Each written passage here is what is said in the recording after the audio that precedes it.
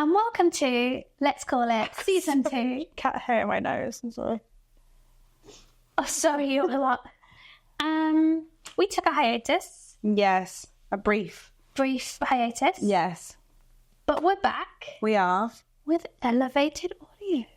And elevated hair. So now we are back with elevated We've got hair. new looks. Literally, it could be a season 2. I wonder how many people will be looking at this and being like, What's changed? lonely. Well, I said to you, did I tell you that Yeah, but Scott just Scott was like, you've always had a friend. Yeah. You're absolutely not case. yeah. Well, there's been a couple of years between. 2 whole years of no French. Yeah, there was like obviously consistency throughout your whole life up until that point of fringe. Scott was Then- just like, what do you mean you've changed? Yeah, it looks exactly the same as it always looked had. really good. Well, you look very cute. Thank I think it's very cute. I like it. I like it slightly. Even the fringe consistency has changed from when you had fringe before. Right, this is a light fringe. It's a light fringe. This is like, It's like a maybe fringe. this is a messy fringe. So I want my Yeah. whole hair down. Is like, does she have a like fringe? Pamela Anderson vibes. You know, when she has her like big hair and then she has the little fringe, she's like, and it's like really light. But then like it sometimes blends into the rest of her. Do I have big hair? Well, the way you were saying when it's out, Oh, I yeah. was imagining like it out, Yeah. not being like. So welcome. Anyway, and I've got red hair. You've got And that is the basis of that. Cool, yeah, he's in too. colour though. Yeah. I blended 2 colours together. You've done a really good job. Thank you so much. I'm still not sure about it. I do feel like a bit of a tomato. And also, I have in my head, you know when they say that girls who dye their hair red are going through something emotionally? That's just in the back of my head. I'm like, am I having a mental breakdown? I don't know. Are you going through something emotional? Apparently. Apparently I am. I think this colour really suits you. I think I suit red. I think you look like the inspo photo that you sent me. Stunning. Yeah, my Pinterest board. I have so many Pinterest boards now. Like, it's like sewing. You're like deep in Pinterest. Yeah. I always have been though. For like inspo. I've never been like one to post on it. I don't use it like that. I don't use Pinterest. I just stalk Pinterest. No, but you know what I mean? Like, I don't use it as like a social media account. For sure. But other people make like No, I know. money off of it. Yeah, I know. I do not. Maybe one day.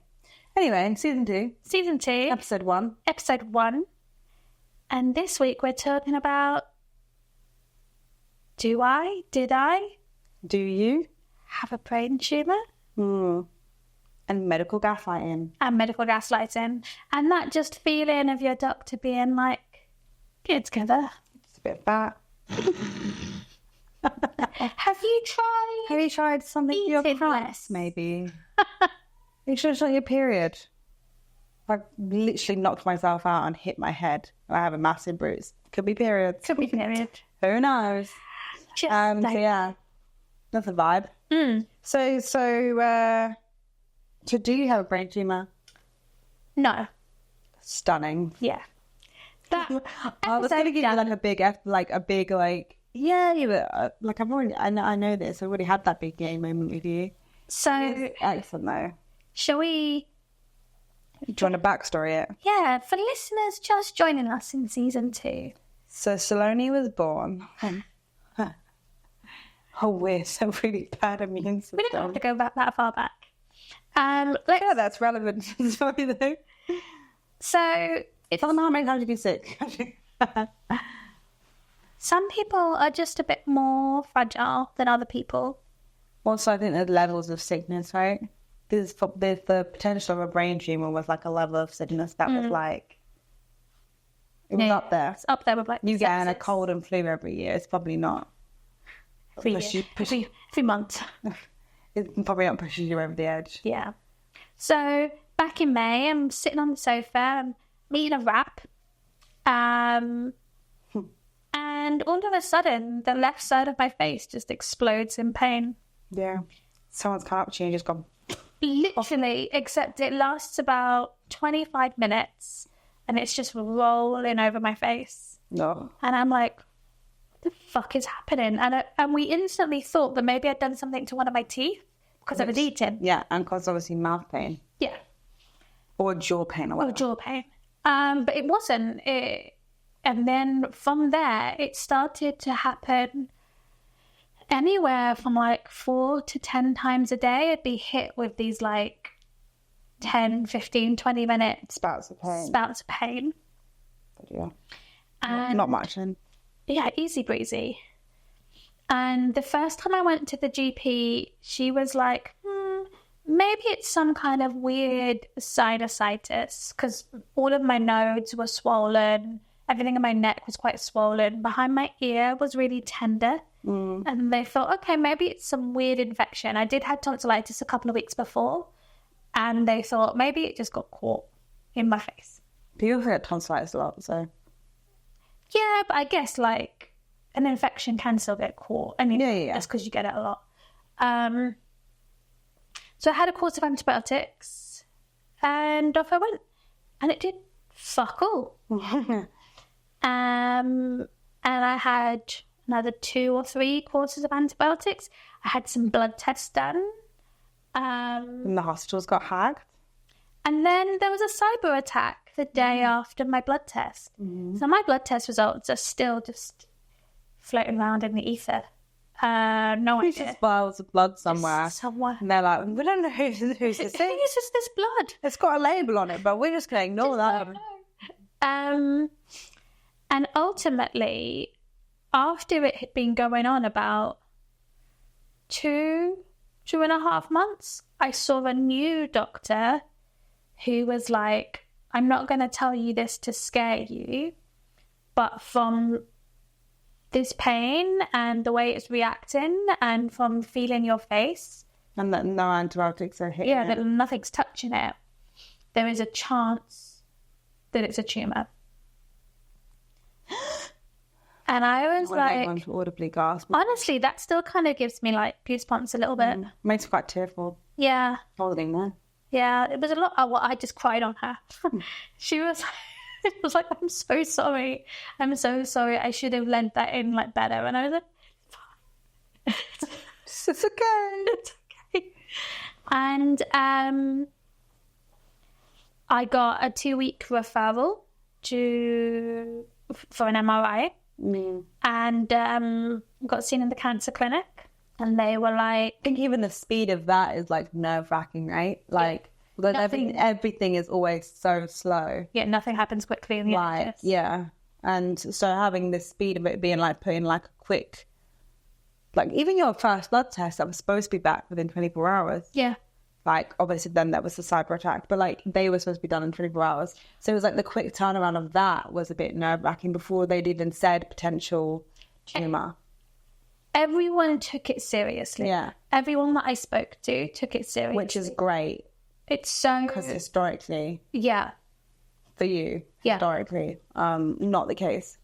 So when I had I used to get, really, really bad acid reflux. And I got it for years. It started when I lived at home, I think, during GCSEs.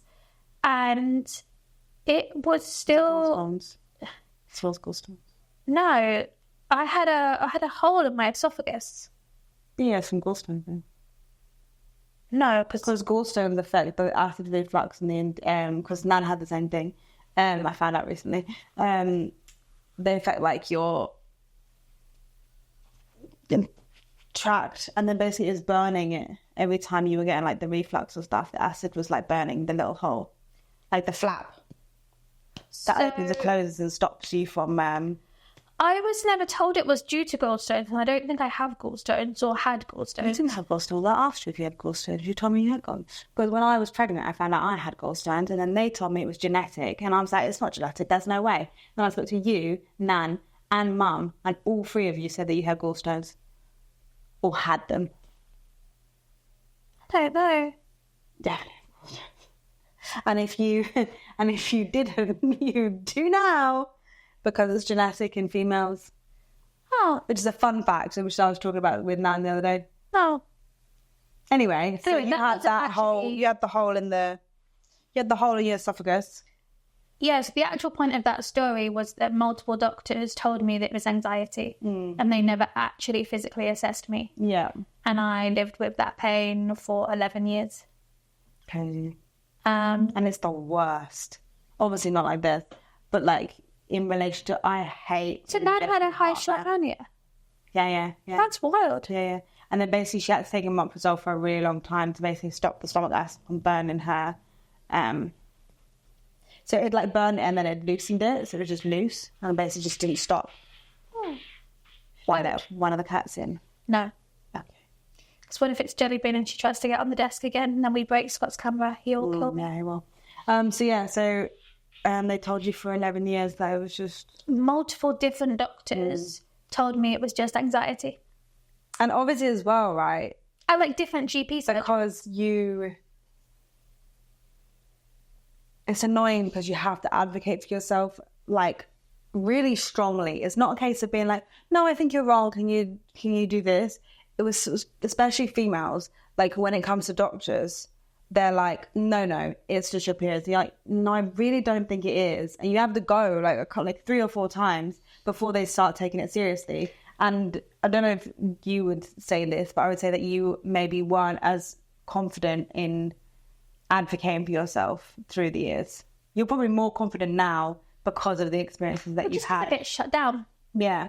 I get shut down. Like, you know, I've probably... I really itchy nose and it's the cat hair, I'm sorry. I'm just on camera being like...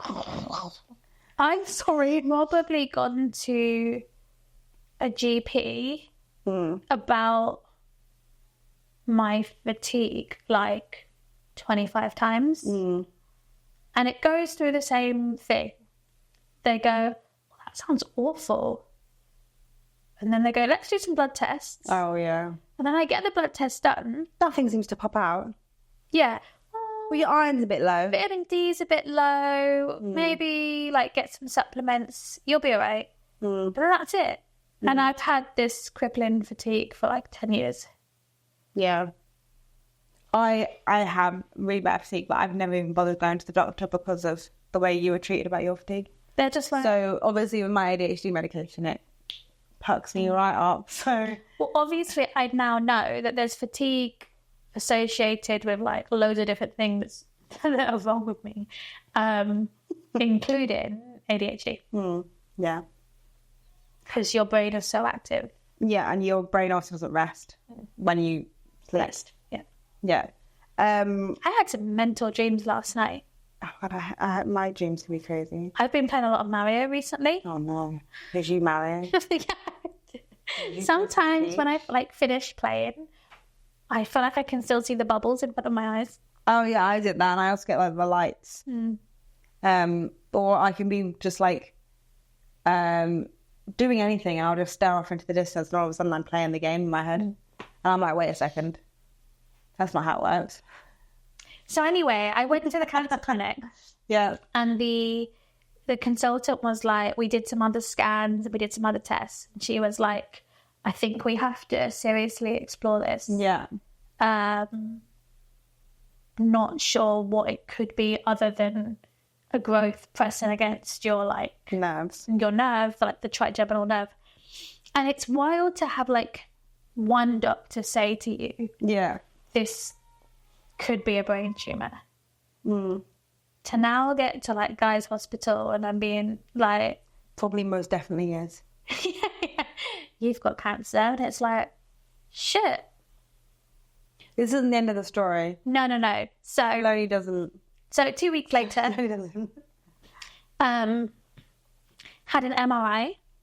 Had to have 2. Had to have 1 regular and then 1 with dye.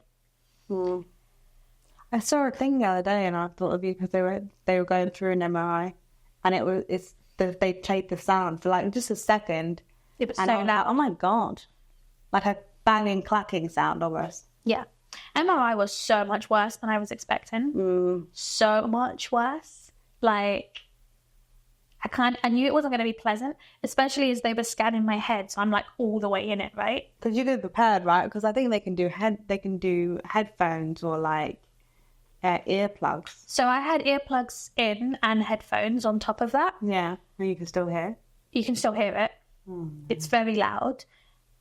And I think the other part, you've also got, like, so you're in this thing, in this, like, headrest.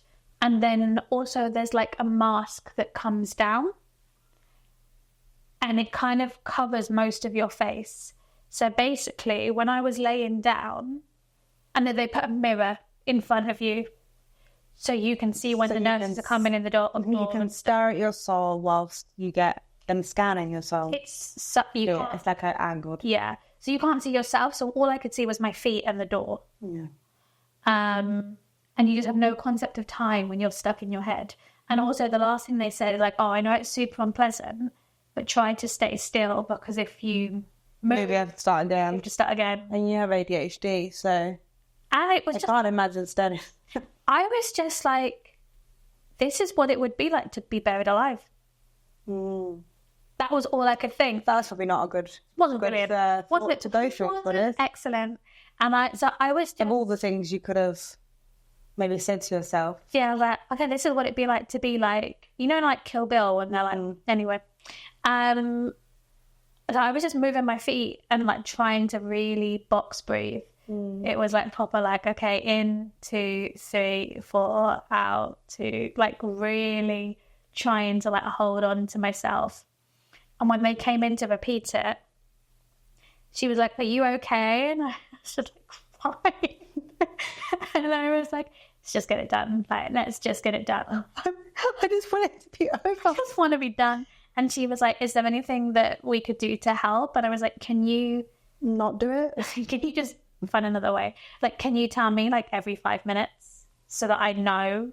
Yeah. I know I've got another 25 minutes to go. So if I can count. So how long did you have to be in there? Almost an hour. Overall. And there's an hour of doing like nothing. Yeah. Just while this machine makes loads of noise. Clacking, banging sound. And like, I think for the second one, I just cried the whole time. How do you cry like still? Like, it was like... Because I can't do that. Because you know when I cry so hard, I go... Yeah, no, it was... It's that like... It was proper, just like tears just streaming. Whilst I'm like, stay still, stay still, stay still. It's going to end up with like the tissues stuck to your head.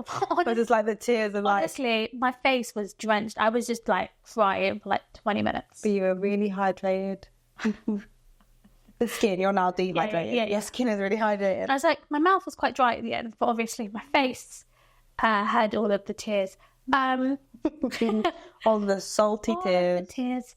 And then, honestly, it was an awful thing to go through, but I am so grateful for how quickly I got seen, how seriously everyone took it. Yeah. And so I had my MRI because it was urgent. Like, obviously, hospitals don't like close. Yeah. So because it was an urgent referral, I had my MRI on a Sunday. Yeah. And the doctor called me on Monday, which was like incredible. Yeah. Because in guys, there was posters all around the MRI room saying like, your results will take 6 weeks. Yeah. Like, stop calling us. Don't ask the nurse. The answer is 6 weeks. Yeah. You'll get them when you get them. You'll get them when we think about it. Kind of vibe. Yeah. So to get a call the next day, I was like, oh my gosh. And then the initial person that called me was like, okay, it's not a tumour, but we don't know what it is. And then that's so unhelpful. It was like, I guess maybe like a nurse who maybe didn't realise that it was like a full ruling out of things. Yeah. And I was like, oh, okay, we were like meant to be looking for if there's anything pressing against the nerve. And she was like, oh no, we were just looking for cancer. No. And I was like, oh, okay. And then the consultant called me the next day to go through the results properly with me. Yeah. And ultimately, they were just looking for a growth. So, like, she said that it seems like there's some, like, fluid and inflammation around the nerve, but they weren't really looking at that. They were looking for a tumour, because it's the cancer clinic. They're just ruling out cancer. Yeah. That seems a bit counterproductive. Because like what? Because like, does that mean you're potentially gonna have to go for another MRI, but they're looking for something else? Potentially. Like, why wouldn't they just like? I guess because it's an urgent, No, it was an hour. You can have turned your head. Sorry, it doesn't help you. I mean, But we're like months on from like having the MRI now, so it's too late for me to go back with that. Just calling them up. Dr. They're like, can we actually open You're like, it no, back? sorry. I just want to talk about the inefficiency of your program, actually. So ultimately, the consultant said, like, she recommends now that we look into, like, an autoimmune condition that can cause inflammation, and that can just rock up and target random nerves. That's insane. But the queue now to get seen in the nerve clinic is long. Like, Which is crazy because of how painful yeah. I'm assuming a lot of these people are in, how much pain they're in. Including yourself, obviously. And like I'm being referred to the facial bit of the nerve clinic. Sorry, I just saw your neighbour literally just pick up, like one of the kids, pick up another like tiny baby, just like, it was very cute. I was like, that child is dragging that child out there. Sorry, I was just acting. But yeah, so ultimately you just have to wait. Yeah. In this excruciating pain, sometimes numb, sometimes really painful. I guess Can't actually like touch your face or do anything because it might load in pain. Touching my face is irrelevant. Like, it doesn't... Sometimes I touch... So you're like touching your face. Like, It's irrelevant. like sometimes I'll be really like rough with my face, trying to find like... The point of where you shouldn't touch. Yeah. Yeah. Like, okay, what am I not meant to do? If I can cause the pain, I know what I should Not to do that. Yeah. There's no rhyme or reason. No. And like, my face is numb. I'd say like 75% of the time, from under my eye socket all the way down my cheek to like just under my jaw. That's crazy. For like quite a lot of the time. And it's so interesting how like the pain has changed. So I probably now only have one big pain attack a day. But I have like sprints of pain that maybe last like 1 or 2 seconds, but maybe like 30, 40 times a day. I wonder if it's your brain has tricked you, because like the excruciating pain, the pain is there to tell you that you need to do something, right? So then I wonder if your brain understands. No, because that's the difference with nerve pain. What do you mean? Like, nerve pain is just like something's pissing off the nerves, so they're firing. No, I know, but the way you said the pain has changed, I wonder if your brain is just reacting to the pain differently now. Well, no, I think it's probably just where there's like this fluid or inflammation around the nerve. It's still squeezing the nerve in some way. No, I mean like your pain is still, I'm saying that your body is still reacting the same way. I'm just saying your brain is probably like, you know when you have you've had this pain, the same pain throughout the whole time, but it's probably still as painful as when you first had it, but your brain is now understanding it differently because you've had it for so long. No, because it's different. Like, I still get like the 20-minute episodes of pain. Yeah. But these like sprints of pain are almost like I'm getting a little electric shock. Like, it's like the tiniest little thing of pain just running across my cheek. Yeah. But I just think I'm not communicating my thing properly. no, I get it. You think I've got used to it. No. I'm saying, you've got this sharp pain, but I'm saying the that might have been there the whole time, but your brain is just responding to it differently. Like now it's sharp shooting pain, but it's like actually that could be constantly there. Your brain is just ignoring it most of the time until it's like overwhelming. Whereas before it lasted so long and like consistency throughout the day. If it was going to be that. I don't know. Because also, I feel like the numbness is probably because the nerve is trapped or something, right? Well, I just thought it was your brain ignoring it. when my face feels like I feel like I've got pins and needles in my face. But I mean, because you're like, if when something is like happening so often and so like, then you're especially nerve. You're like, I mean, I don't know why we're having this conversation. I'm just curious. I'm just curious about the pain because they say like your brain can trick you into like ignoring. It's like for like women with like periods, like the cramps and stuff. Whereas when like men get it, like if they gave them the same pain, it's like the same as a heart attack. That they've said, right? Like we're so used to it that pain is just consistent. Whereas the first time I had cramps, it was like... For sure. And without a doubt, I've learned to live with this pain. Yeah. In a way that I couldn't for so long. Yeah. You know, it was... Almost like a coping mechanism for your body. It just exists. You know, when it first started happening in May, I was always on edge waiting for the next bout of pain. Yeah. Now I just know it will come. Yeah. It's just... I'll deal with almost like rushing your day through. It's that like... things are done in case it happens. Yeah. You're like... But also it will happen. How stressful. So... Or when it happens, I should say. Yeah. But yeah, it's stressful.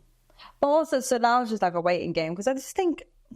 So there was a thing that's actually this week about the NHS being broken and all of this stuff. Oh yeah, because Keir Starmer's been like, we need to rebuild the NHS, but not in the same way. Yeah. I'm like, just in general, just watch my light torture in the morning of morning TV. So not everyone knows the back content. I call morning news shows and talk shows as like light torture because it's just like hearing mental people's point of views. But they were talking about like the NHS and being like how it's all broken and stuff. And I'm like, I don't know, like I know fundamentally like it's like broken, right? But it's like there's certain things in it that are just not working anymore, but also the underfunding is just egregious, and then also the loss of a lot of migrants. But I think also it all goes hand in hand, right? But that's what I'm saying. So like it's all turned into this one big fuck up. Like even if you fix like one little bit of it, it's just gone a bit mental. But it's not just the NHS, right? Like as people get poorer, the country gets poorer, the economy goes down. Also, people's health goes down. Well, yeah, that was kind of like my point. It's like with the NHS, with everything that's going on as well. Like, especially post-COVID. In COVID, there were so many things that just got shut down or like put on hold or whatever. And it's supposed to be like a return to normal type situation. And I think people's, like I've seen it in customer service, right? People's patience are just like not there anymore. And people's priority levels, like they've gone from like waiting for so long to now being like in now, and it has to be like now. So now there's no opportunity for businesses or NHS or whatever to make back that time that they've lost, because people are almost like pushing like it more. Yeah. Like things that need a lot of attention and quick attention, like the cancer clinic and things like that, probably aren't getting as much attention as they should be, because you've got people insisting on...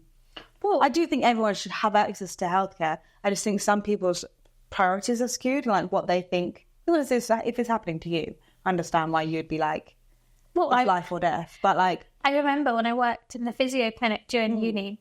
So I had a job where I'd type up. So during their physio appointments, the physios would basically dictate their appointments. Yeah. And then at the end, you would type up what they're... Yeah. So I would then type up the letters to the doctor's surgery. Yeah. Like... say what happened. Yeah. Basically, I'd dictate those notes into a letter. And then very occasionally when it was busy, I would be asked to jump on the phones as well. Yeah. And I got a disciplinary while I was working there because... I can't imagine you ever getting a disciplinary for anything, but yeah, okay. Well, you just have someone to fuck off. No, I fuck off, Debbie. It's all the time, babe. So someone was like trying to book in their first appointment, and the average waiting time for a physio appointment at that clinic through the NHS at that time was 6 weeks, 5 to 6 weeks. And basically the clinic only booked in, I think, 4 initial appointments a day. Yeah. Because they were a longer appointment. Yeah. So they could only book so many. And also if there was emergency appointments, I guess, you'd have to leave a gap. The clinic was actually private that took NHS payment. That took NHS clients. Okay. So the clinic for the private clients was much bigger. Yeah. So there was just much less availability. Someone called and they were complaining about the 5-week wait. And I said, this is the NHS. Yeah. And that was what I got a disciplinary for. Because you said it's the NHS? Because I said, well, this is the NHS. Also, people don't realise, though. People don't get it. Like in that statement, I understand what you're saying. But I know there's people who react to that being like, how dare you? Yeah. I was overheard saying that by, like, the practice manager. Oh, no. He overheard. But I don't know if the patient also complained about me. Oh, yeah. Well, I don't know. But, it probably wasn't the most helpful thing to say when I reflect on it. You know, it was not... that wasn't your job. No, it wasn't my job. I was doing them a favour by picking up the phone. But also, like, it's what it is, babe. Sorry. It is a 5-week wait. Because I used to work with a few people who worked like GP surgeries as like thing, and they were telling me about like the level of like abuse and like shouting at. And like the thing is, the stereotype of like GP receptionists is like very much like, they tell me everything that's wrong with you, and then I'm going to tell you to go and like, have you tried going for a swim? Like that type of situation, right? But I can see how a receptionist gets to that point. And exactly, I can see how you would get to that point. And it's the same with customer service, like, because it's the job I work at, right? It's essentially customer But I mean, like, service. so I meant to say retail, the way I see it in retail, right, is like, I can see how customer service assistants in like a retail or a supermarket, whatever, would get to the point of being like, okay, yeah, I don't have it in stock. I don't know what to tell you. Like, I just, okay, you got to check no, I've checked the back already. I already know that it's not like that level. Babe, I know you think there's some mystery land back there, but there's nothing. And I get it. But at the same time, I see the other foot of being like, I haven't pushed you to that edge. Yeah. And I'm overly nice with people. Yeah. The same as I know that you are as well. Like, I just feel like I'm not saying you'd be overly nice with me, because I don't even care if you're just like monotone. Yeah, I just need you to be fine. I just need you to to be fine with me, not rude. I just don't want rudeness. And because I saw a post, I saw a video recently, because there's a lady I follow who's a singer, but she does a lot of like reactions to like retail, like customer service complaints, like Karen's online or whatever. And there was one, and she was like saying like the service was like completely rude, and like since COVID or whatever. And she was like, for someone who, you're saying this as someone who clearly hasn't worked before, during or after COVID in a customer service like basis, because things have changed, and even though the world is getting back to normal or whatever, we are still dealing with the pandemic and the repercussions of that, but also dealing with people who are absolutely mental. Yeah. But like people who are maybe passive before are now overly aggressive, that I found. Like everyone, like everywhere. And then you have one half of the world being like, we're just like, it's normal. We just gotta get back with it. We just gotta like deal with it. And then other people being like, fuck off in your face. Get out the back and find out if I have that toilet roll. I don't give a fuck if you have a shortage. And you're like, we literally don't have any in stock. I manage all the stock in this store. We don't have anything. And they're like, no, fuck off. Get back. Go and get some from Tesco. And you're like, I don't want that. Oh, we don't care. We don't care. That's the vibe. Yeah. Like, and I just don't get it. And it's the same with like GP receptionists. The point was like, I could see how they would get to the point of being like so done with people, with how rude people can be. And then at the same time, you do have to have a level, especially in customer service, you do have to have a level of like being able to start fresh with each person. Yeah. Like, start fresh And also there is a slight bit of, if you can't handle it. Yeah. Because the thing is, customer service jobs and things like these, like admin jobs, are seen as like the easy jobs for people, and they're seen as like, and it's not. They're seen as that low education, like, you know, it's the job that anyone can do, and it's like beneath a lot of people, and it's not that. No. And if you see it as that, like, you're not going to do very well in it. Because I'm telling you, the half the people that tell me that they can't work in retail, they will never do it, or the people who say it's such an easy job have never worked in it and could never work in it. Yeah. Because you just wouldn't be able to, like, get to that point. It takes a real level of, like... You have to swallow your pride a lot of the time. And your ego. And emotional intelligence. Yeah. And you have to flex, deal with different types of people and different types of situations. Yeah. But yeah, so I just think the world is, like, really, like, as much as the NHS is, like, broken in certain parts, I do think a lot of it is people's patience is just not.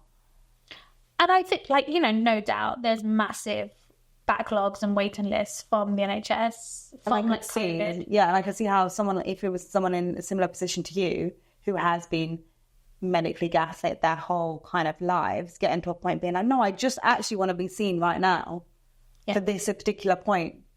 It just takes a lot for someone to be like, okay, this wouldn't necessarily be classed as an emergency. I need to understand that my appointment isn't as important as someone who has cancer. Do you know what I mean? Yeah. But, like, I can see how people wouldn't be able to get to that point for a while if they've been told, especially as females, consistently that it's probably just their periods. Yeah. I think the other... And even it is just their periods. Getting help with it. I think the other thing is, at this GP practice in general, I feel really lucky. I feel like they've been really... I feel like everything that I've needed from them, they've been generally pretty good with. Yeah, you've said this. Like, I actually always manage to get an appointment. Same with me and my GP currently. But I've seen their reviews, and their reviews aren't. The reviews on my GP site is just like crazy. Yeah. I think my GP on Google has like 1.4 out of 5.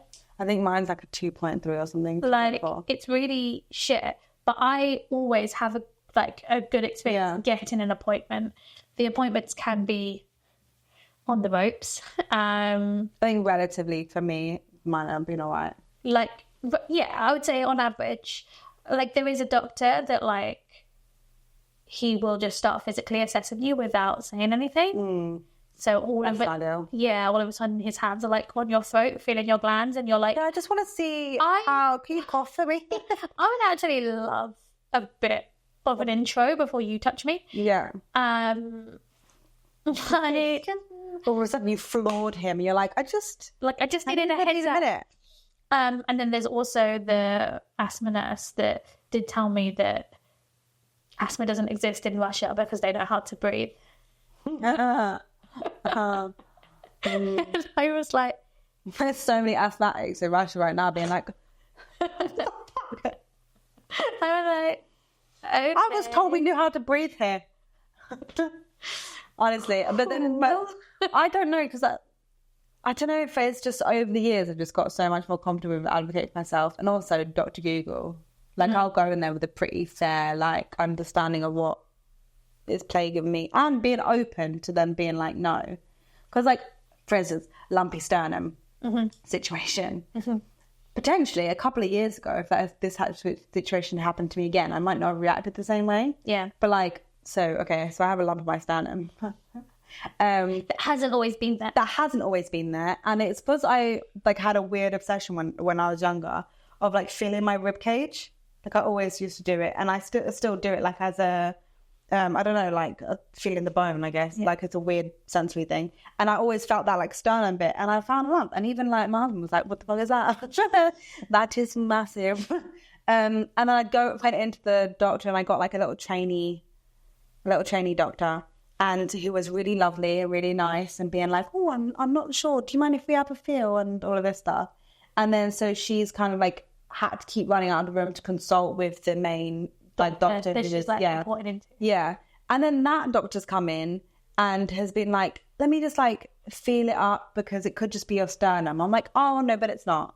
Like, This has definitely never been. It's not. And they're like, are you sure? And I'm like, no, it really is. And then she felt me up and she was like, I still remember being like, I've sat down on the chair, like I'm like got dressed or whatever. And then she's gone to like the junior doctor. I do think it's a lumpy sternum.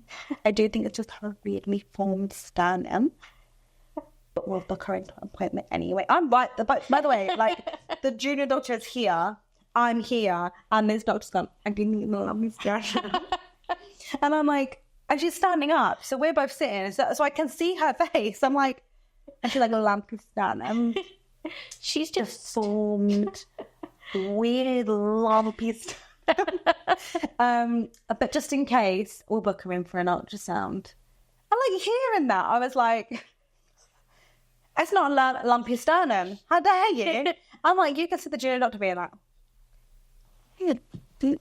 lumpy sternum. I'm like, do we not realise I'm here?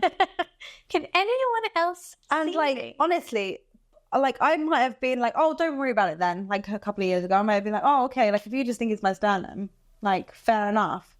But I think over the years of having to be so like on top of my symptoms of everything, because you have to go there with everything, because otherwise they'll just tick it off. I only like, go to the doctor. that's your period. That's just a normal headache. You should drink more water. You fat bitch. And you're like, Yeah. wait a second. I only go to the doctors now with a list. Yeah, I now start off the conversation being like, so I have ADHD and I tend to store things up like as a list because I just cannot, for some reason, get myself here. But I'm here now, so I'm just going to give you a list. And I had one doctor, like normally they respond really well to this, being like, okay, you understand your brain and your needs. One person was like, yeah, so you get a 5-minute appointment. So... Yeah, if we have time. One appointment, one thing. And I'm like, Although you don't even know. Then I go through it and they were like, that's a referral, self-referral, that's self-referral. And this one, you just need to do better. I was like, it was so crazy. We'll do a blood test or something. And I was like, oh, okay. Although I meant a list of my symptoms. Like I also have a list of my symptoms. I go in with like, this is what's happening to me. But that's what I mean, like list of problems. Is it because it tends to be all I don't mean like... You go with like 3 different illnesses. Yeah. Because I've been shut down for that. Lumpy sternum turned out not to be a lumpy sternum, by the way. It just ended up being a fatty lump, which really wasn't helpful for anyone. But it feels like bone. It's actually wild. Like it feels like... So will it go away? No. I have to keep an eye on it because it could get bigger. And that's when they'll whip it out. Yeah, that's when they'll be like, ooh. I could, if I was private, I could get it removed. Because but they will just keep it there and see how I feel. We found a lump on Jelly Bean, like near her boob, or one of her nipples. And we were like, oh no. And we took her to the vets and they were like, oh, because of where it is, like that could be like... the big C. Yeah. And like, I think... breast cancer in cats, I think, is somewhat common. And we're like, oh God. Isn't it? Spent like £900 on tests. What was it? Being a fatty lump. No. I mean, thank God for the NHS. You know what I mean? Lucky I'm not paying that much money on... Well, they wanted to like stick a needle in that to biopsy that while she was awake and just like stood on the table. You haven't met her. But that's how they normally do it for animals. They'll just like stick. That's so mean. Right? Obviously, Bean. They were like, fuck off. Sedate that. That's obviously why it costs like £900 because she had to be sedated. Yeah. And they can't rely on you anymore. This was before that. Oh, okay.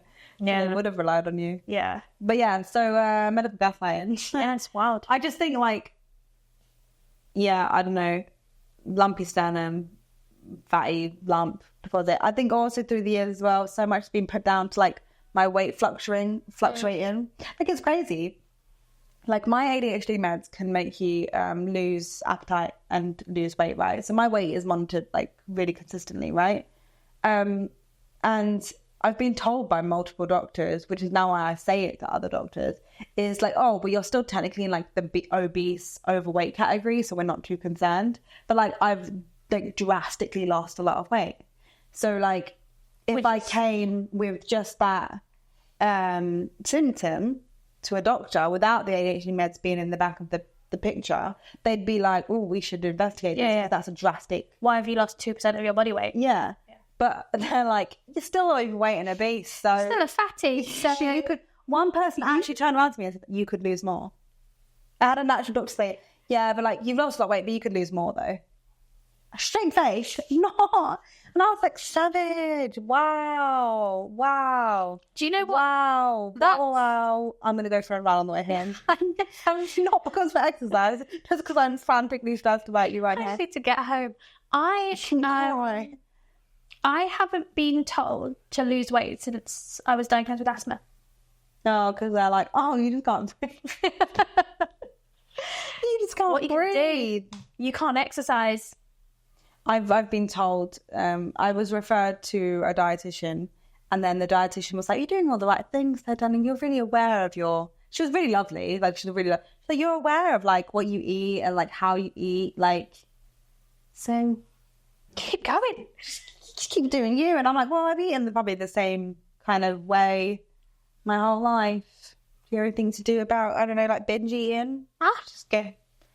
Just seem to be aware of it. So I'm just carry on. Just keep going. You seem really on it, babe. You seem really on it. And I'm like, oh, okay. But I haven't probably explicitly been told to like lose weight. No, it's just kind of a general thing of like, not since I was like a lot younger. Well, like when I would go in with the fatigue, they would always be like, you know, you're a little bit overweight. It can cause you to be really tired. It can slow you down. You've got all that fat on you. You're just exhausted. Just like we're just carrying on that fat. And you know, if I ever went in like because my knee had been hurting, all that fat on your knee, it will hurt you. But yeah, since the asthma diagnosis, they're like, just do what you can. Like I really don't want to go back to my doctor about my wrist, even though it's like causing me so much pain, because they literally just turned around to me and was just like, yeah, we see it a lot in mums. It's the angle of the buggy. And I was like, well, I haven't had a buggy now for about a year. Yeah. And I get this pain pretty consistently. And they're like, really, carpal tunnel's really consistent in. And also the guy was the physiotherapist was also the one that was like, you have a little bit of ADHD. Yeah. And I was like, oh, wow. Hate you. He's a physiotherapist, not an actual doctor. Remember this stuff. When I say not an actual doctor, I mean like not here like, wow, he hasn't even trained. Not a diagnostic person, woman. So nurse. We've really wandered around today. But like the NHS isn't broken. The system is. The corruptness of like the UK is probably a massive interference. I would say systematically things are a bit fucked. Yeah. So I would also say there's probably a shit ton of waste in the NHS. Yeah. Because everything's in a bad way. They can't hire, so they hire agency staff. And that like rightly so, get paid quite a lot. Yeah. But then you're losing a lot of NHS staff because they're like, well, why would I just not go agency? Which is crazy. When we lived in New Cross, I had a GP surgery that was almost consistently just supported by locums. So every time you went... Oh, was it the one I went to? It was the one in Peckham. Oh, not the one I went to. Oh, no, not the New Cross one. Because that one was... It was really annoying. I had the best doctor for one appointment in that practice, but he was a locum, so I never saw him again. Oh my god, nightmare. But just like I remember you saying. Yeah. And every appointment I'd go in and it would just be a different locum. So you had no consistency. Yeah. No one, like... Well, it's even crazy, like baby clinic right now. So we had baby clinic for a long time, and honestly, I'd brag about it to other mums because I'd be like, our baby clinic was crazy. Like, it's so good. Every Monday you could go in, no matter what time, drop in, get your child weighed, seen, whatever advice, and it would be the same health visitor. And he like knew everyone, and he was like the best. He's left to go to Camden. This is probably about a year ago, and now they've made it appointment only and every other Monday.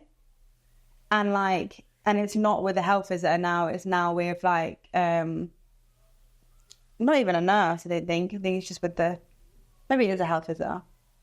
But like like now, if I had a child again, it would not be the same experience. Yeah. Also, the health is crazy anyway. Like the service of a health visitor, like especially post-pandemic and pandemic times, people were just saying they haven't even, like, children put at such a, and still are put at such a risk because there's just no consistency or like, yeah. And then women are put at risk, and then you have women of colour even more disproportionately affected by systemic racism, but also just the functioning of the NHS in general. Systems, yeah. And it's like, it's so sad that there's so many people that are, like, a lot of the time I think I just remind myself that I'm lucky, like, in certain, like, aspects of life where I'm, like, health-wise and whatever. Even the fact that I had to wait 4 years for an ADHD diagnosis, I'm still like, I got it there. Mm.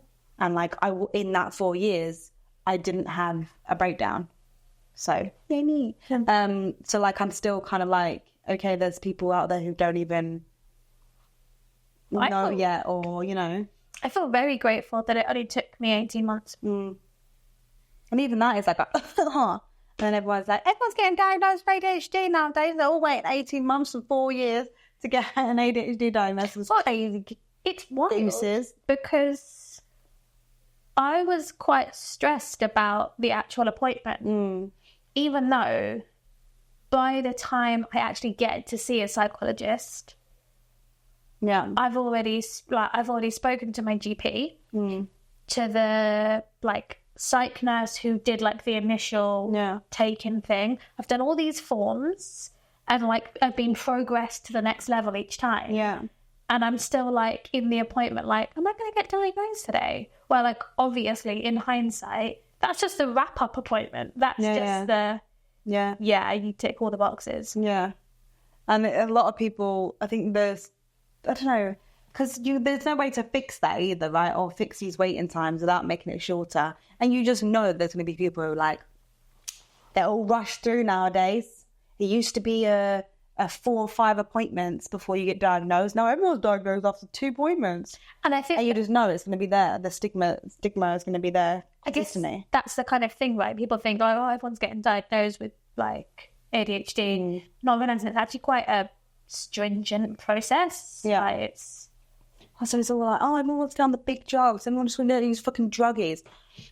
I'm sorry, but who is wanting to take, like, speed and, like, just willy-nilly to like focus and go through all of these appointments, potentially going private for like even some people who go private have to have their first couple of prescriptions on private as well, which is stupidly expensive. Like, I know I've got a couple of friends who've done it privately who have been on the big drugs now for close to a year to 18 months, and they pay between £200 and £400 a month on I wouldn't do it. On the meds. I know, like, it helps me a lot, but... Yeah, I think there's a cost to everyone. Yeah. When the NHS doesn't work or healthcare doesn't work. And I'm purely thinking of Scott, who hasn't been to the doctors in the entire time I've known him. So he hasn't been to the doctors in 8 years. Not because he's not well, not because he's, like, necessarily well or nothing's wrong, just because... Bless you. Sorry. Just because the whole experience is quite off-putting. But I think that even Sahil went for his checkup. Like, he had his yearly checkup, like, a year ago, a couple of months ago. And he came up being like, he was really confused at what had even been said in this appointment. Like, it was quite rushed. They did blood tests. And then the general consensus was that he was overweight and that's something about his cholesterol. But then when you looked at the letter that came, it was like you're borderline overweight, and when you get over a certain age, you need to start looking at your cholesterol. So it wasn't actually any warning signs, but he came away from that point being like, I don't actually know. I am overweight and my cholesterol's high. Yeah. And then it was like something like, going to test bloods because you might have something else wrong with you. And he's like, I don't understand. And they kept telling him in between the conversations to exercise. And like, you know, that he exercises all the time. Like, he doesn't fucking stop.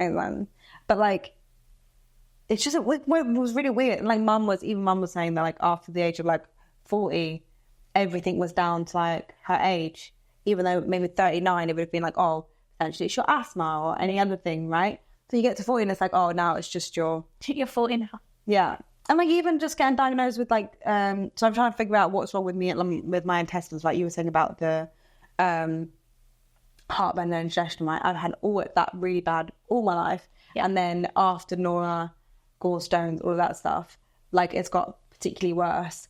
And now they're investigating, but it was like, you have to stop omeprazole before you can get any kind of test done. But then stopping omeprazole was causing me to have heartburn and indigestion. So I've been lucky enough right now to go through the test again. But again, it was explaining again everything. Yeah. Having to be like, no, we tried this already, or we looked into this already, or no, we saw this already. And having to go through the whole same questions, even though I know there's notes. Yeah, I know. And like, there's big gaps between each appointment at my like doctor's surgery where like, I'm like, you had a bit of time right then to like even look at it, even briefly, or even as you're to be like, can you give me a rundown whilst looking at it? Yeah. Because I'm going to read this, but you tell me what's going on from your perspective. Yeah. Just being like, this is what I want to look at when you had your last blood test, blah, blah, blah. Like, why do I have to now tell you everything? And then they get really annoyed with how I tell them because I'm like, I didn't. Yeah. Oh, and then that was the time when I... Yeah. And I'm like, oh, I thought I had norovirus at this one point, but actually it turns out it might be this. But then this one we're talking to you because I had... And they're like, right. And have you lost any weight? I'm like, go away. You said it now. You did it. Get out of here. Just leave now, please. Because you could lose more. Now you're definitely... It's my office. I have to get out. I've had enough of you. But like, I just think there's broken rhetorics. And then old-fashioned. Yeah. I don't actually know how we round off this episode. Just like, don't have much hope. But sad ending. There was something Nanta today was about how like the birth rate is declining, right? And then it was so ridiculous. And then basically said the birth rate is declining because they were talking about the unfair benefit cap, right? And they were saying the torture programs. And I said, but surely this just means that people are doing the right thing with like, if the birth rates are going down, they're seeing that they can't afford to have children, or they can't afford to have more than one child. Or so they're literally just deciding. The earth's just on fire. Yeah, but I mean, like, they're doing the right thing. Now, you can't say that we have an unfair benefit system and also that the birth rate is declining. How do we fix the birth? Well, someone's told you. Someone's literally told you how to fix that. They can't afford it. And then you've got people being like, well, I had all of these children and I was absolutely fine and I worked 5,000 jobs. And you're like, oh, okay. And like Nan turned around and said, well, it is like you do. I said, well, people obviously do the right thing by deciding that they're not going to have more than one child or not having any children at all. They've obviously decided that they want to live however they want to live. There's obviously another problem. And Nan turned around and said, well, you know, who's going to look after you when you're old? When you get to your age, to my age, no one's going to be able to look after you. And I said, well, you know, doctors and nurses still exist. I said, also, does this need to be is that why people should be having children? Is that they can look after their old parents? Yeah, are we just giving birth to people to have nurses for later? Kid caretakers, because doctors and nurses will probably be really expensive and we won't be able to do it. Like, what's happening here? Like, yeah. And also, don't know, hopefully, God willing, that I'm not really seriously ill at old age where someone needs to like look after me. Baby me. Do you know what I mean? But if they do, ballsy Nora. I don't know if she's the one, you know. Like, she might just be like, nah. I feel like she's been proper like, she's Generation Alpha, I think. Yeah. Alpha's Generation Alpha. And you just know that she'd be like, you should have probably done something about your health, shouldn't you, babe? People are going to get old. People gonna old. Deuces. And you're like, no, babe, come back. And they're like, no. So, Funny if you didn't burn the NHS. That wasn't us. That was the other generation. Oh my God. We might be millennials, but we're not. We didn't fucking. How'd your great nan? Yeah, so the NHS is messed up and people gaslighting. But you don't have that tumour. woo! I don't have a brain tumour. Good for you, babe. Thanks. I don't know. Maybe next episode you'll find out what's. I'm not going to find out what's wrong with me by the next episode. Maybe maybe in season 3 we'll find out. Maybe season 8. Oh God, don't. Okay. We'll see you next time. So next week we're discussing. Why did you do it? You know you haven't checked, and I haven't checked. So why did you do that? Just say next week we're discussing something. Next week we're discussing something. It's going to be really interesting. Probably. It's going to be funny. Most definitely. And Just because of balance. we'll be there. Yeah. This part will be probably there. Okay. See you next time. Love you. Sorry we're so inconsistent. Bye. Bye. See you later.